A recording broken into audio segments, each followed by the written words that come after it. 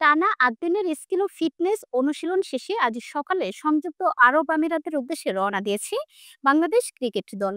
আমিরাতের বিপক্ষে দুটি টি-টোয়েন্টি ম্যাচ খেলতে মূল বহরটি সকালে রওনা দিল অধিনায়ক লিটন দাস, সৌম্য সরকার এবং সহকারী কোচ মোহাম্মদ সালাউদ্দিন সন্ধ্যার ফ্লাইটে যোগ দেবেন। তবে আরব আমিরাত সফরের মাঝেই অনিশ্চয়তা রয়েছে আরো বড় একটি সিরিজ পাকিস্তান সফর। পাকিস্তানের সঙ্গে ৫ ম্যাচের টি-টোয়েন্টি সিরিজ নিয়ে এখনো চূড়ান্ত সিদ্ধান্ত নেয়নি বাংলাদেশ ক্রিকেট বোর্ড। যুদ্ধ পরিস্থিতির কারণে ভারত ও পাকিস্তানের মধ্যকার সব ধরনের ক্রিকেটীয় কার্যক্রম বন্ধ ছিল। তবে আইপিএল ও পিএসএল পুনরায় শুরু হয় আশার আলো দেখা দিয়েছে। বিসিবি সূত্র জানায় তারা পিসিবিকে ২৭ মে থেকে ৫ জুন পর্যন্ত ৫ ম্যাচের সিরিজের প্রস্তাব দিয়েছে।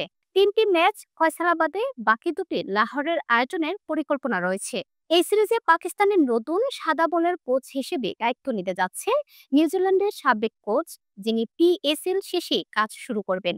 ধারণা করা হচ্ছে তার প্রথম দায়িত্বই হবে বাংলাদেশের বিপক্ষে সিরিজ পরিচালনা করা। তবে সফর নির্ভর করছে সরকারের অনুমতির উপর।